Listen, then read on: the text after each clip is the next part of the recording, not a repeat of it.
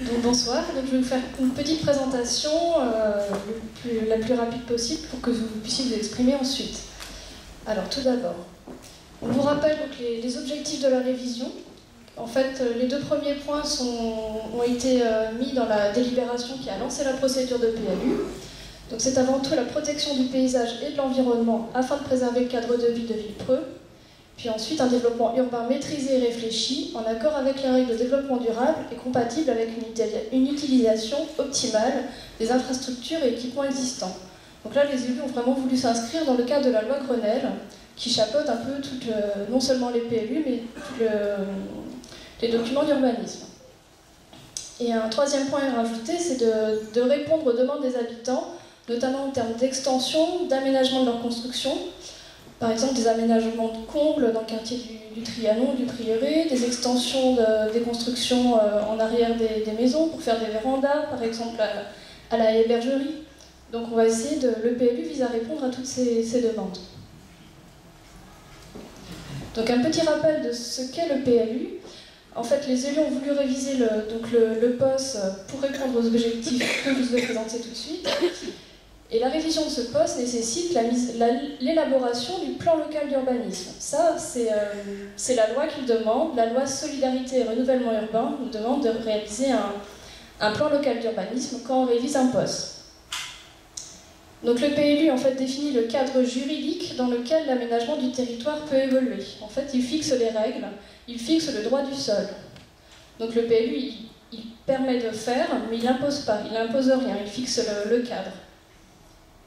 Et enfin, il est soumis à l'application de lois et de documents supracommunaux qui s'imposent à lui. Donc en fait, on n'a pas toutes les libertés, il y a des documents, il y a des lois, et également des documents supracommunaux tels que le SDRIF qui s'imposent. Un petit rappel très court sur la procédure. Donc vous vous souvenez sûrement du diagnostic, puis de l'état initial de l'environnement, et de la définition des prévisions et des besoins. Ensuite, on avait élaboré le projet d'aménagement et de développement durable qui constitue donc le socle du PLU. Et ce PADD, il se traduit à la fois par un zonage et un règlement, que vous connaissez bien, puisque on retrouvait ça également dans le plan d'occupation des sols, et également par des orientations d'aménagement. On reviendra dessus tout à l'heure.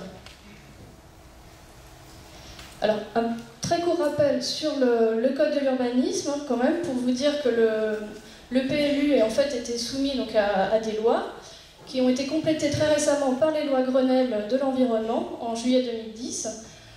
Donc les grandes directives sur les plans locaux d'urbanisme, c'est de déterminer les conditions qui permettent d'assurer, dans le respect des objectifs du développement durable, donc à la fois l'équilibre entre le renouvellement urbain, l'utilisation économe des espaces naturels, la sauvegarde des ensembles urbains.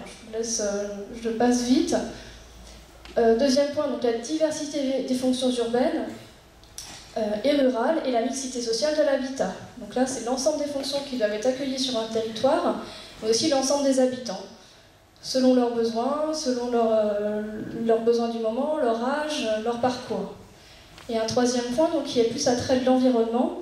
Donc le code n'a pas fait un grand chapeau, mais ça touche à la fois donc, les émissions de gaz à effet la réduction des émissions de gaz à effet de serre, la maîtrise de l'énergie, de la production énergétique à partir de ressources renouvelables, la préservation de la qualité de l'air, l'eau, le sol, les sous-sols, etc.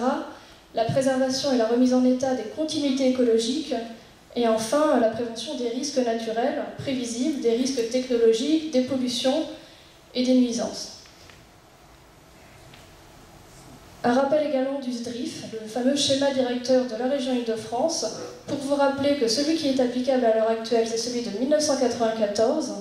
En effet, on vous avait présenté un projet de SDRIF qui a été adopté par la région en 2008, mais il a reçu un avis négatif du Conseil d'État le 2 novembre 2010 du fait de son incompatibilité avec le Grand Paris. Donc en fait, aujourd'hui, le SDRIF applicable, c'est toujours celui de 1994, pour l'instant. Donc nous, le PLU de Villepreux, donc on voit bien la carte des destinations du SDRIF, donc c'est encore celui de 1994 qui est applicable.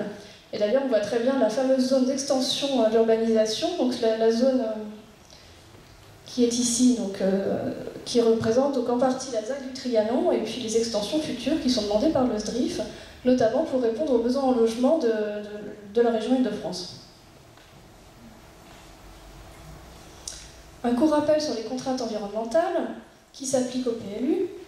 Tout d'abord, les boisements, parce qu'il y a quelques confusions sur ce point-là. Donc, en fait, le POS, comme les PLU, ont un outil de préservation qui est très fort, très strict. C'est les espaces boisés classés, qui sont classés donc, au titre de l'article L131 du Code de l'urbanisme.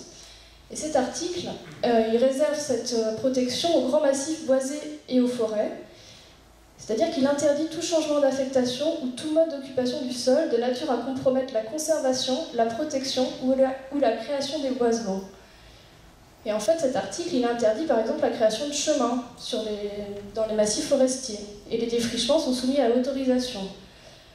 Donc il est adapté pour des grands massifs forestiers qu'on veut préserver. D'ailleurs, l'ONF ne veut pas qu'on classe des parcs ou jardins en EBC, en espace boisé classé, puisque c'est trop rigide, c'est trop strict.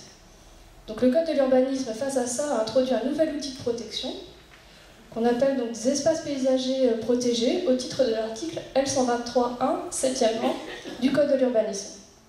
Et alors c'est pour ça qu'en fait, du POS au PLU, il y a des espaces boisés classés qui sont passés en espaces paysagers protégés, notamment donc, le parc des Gondis, puisque c'est le secteur le plus flagrant.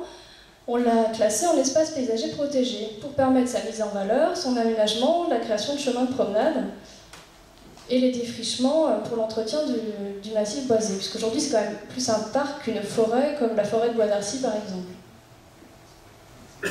Et les services de l'État nous ont demandé de classer cet espace en espace paysager protégé. Alors, en termes de protection des eaux, on vous rappelle que concernant la protection des captages d'eau potable, qu'en fait, il y a des périmètres de protection des captages qui existent et qui permettent donc la protection des nappes phréatiques aux abords des captages. Alors, ce qui s'est passé pour le PLU de Villepreux, c'est qu'en fait, ces périmètres sont en cours d'élaboration, ils sont en cours de projet, donc ils ne constituent pas une servitude d'utilité publique aujourd'hui. Alors nous, on les a représentés, on a représenté ce qui était élaboré au plan de zonage. Donc vous avez deux carrés bleus sur le captage du Crozatier et le captage du Val-Joyeux, qui sont indiqués à la fois sur le plan de zonage, puis en annexe du PLU. Et ces périmètres seront complétés par les périmètres de protection rapprochés qui sont en projet, qui viennent de nous être transmis. Donc on peut modifier le document entre l'arrêt du PLU et son approbation, donc c'est ce qu'on va faire. Et puis, quand ces périmètres seront approuvés, ils seront intégrés en servitude d'utilité publique dans le document. Mais pour l'instant, ce n'est pas le cas, donc on attend. Et ensuite, une deuxième contrainte, si on peut dire, c'est le plan de protection des risques d'inondation du Rue de Galie. Là, également, il est en projet, donc il sera intégré au PLU lors de son élaboration. Au moment où il sera approuvé, en fait. Donc, probablement après l'approbation du PLU. Donc là, on va revenir sur les installations classées pour la protection de l'environnement. On appelle ça avec le sigle ICPE. Donc un petit rappel pour dire qu'il y a deux types d'ICPE. Il y a avant tout celles qui sont soumises à déclaration. Elles concernent les activités les moins polluantes et les moins dangereuses. Et elles demandent une simple déclaration en préfecture. En fait, ces activités, vous en avez partout auprès de chez vous. Ça peut être des commerces et des services de proximité. Une boulangerie, c'est une installation classée soumise à déclaration. Comme un pressing, un garage. En fait, ce sont des activités qui sont très faiblement polluantes et qui demandent une déclaration à la préfecture. Donc c'est pour ça qu'au PLU, en fait, on les a autorisés dans les zones urbaines. Dans toutes les zones d'habitat, on ne va pas empêcher une boulangerie ou un pressing de s'installer, ce ne serait pas possible. Ce qui vous étonne probablement, c'est de les voir dans ce document d'urbanisme alors qu'elles n'apparaissaient pas du tout dans les POS. En fait, ça c'est également donc, le Code de l'urbanisme qui, du fait des changements des articles, nous demande de les faire apparaître. En fait, avant, dans les POS, on mettait que ce qui était autorisé. Donc on mettait destination qui était autorisée. Et maintenant, dans les PLU, on doit mettre tout ce qui est interdit. Et en plus, les lois sur l'environnement ont énormément progressé. Et nous demande d'intégrer les installations classées dans les destinations du PLU. Ce qui n'était pas fait au moment des POS. En fait, les lois sur l'environnement étaient beaucoup moins poussées. Et en fait, les installations classées étaient gérées au niveau de la DAS en préfecture. Donc on a un deuxième type d'installations classées, ce sont celles qui sont soumises à autorisation, qui concernent là des installations qui présentent des risques ou des pollutions plus importantes. Et là, l'exploitant doit faire une demande d'autorisation auprès du préfet, que le préfet peut refuser ou autoriser. Donc nous, on les a autorisés dans les zones agricoles, en mettant sous condition qu'elles soient nécessaires au fonctionnement des exploitations agricoles ou qu'elles en constituent le complément. Et elles sont autorisées aussi dans les zones UX, donc des zones urbaines qui sont destinées à accueillir des activités économiques, mais également à condition qu'elles ne créent pas une aggravation des risques et nuisances et qu'elles ne soient pas incompatibles avec le voisinage. Donc là, en fait, ça répond aussi à la mixité des fonctions qu'on peut avoir sur un territoire. On ne peut pas empêcher d'avoir des activités qui participent à la vie du territoire. On tient beaucoup à notre plaine de Versailles et je pense que c'est important qu'elle puisse vivre et que l'agriculture puisse persister. Sinon, si on ne permet pas aux exploitants d'avoir leurs activités qui puissent fonctionner, ça sera très compliqué.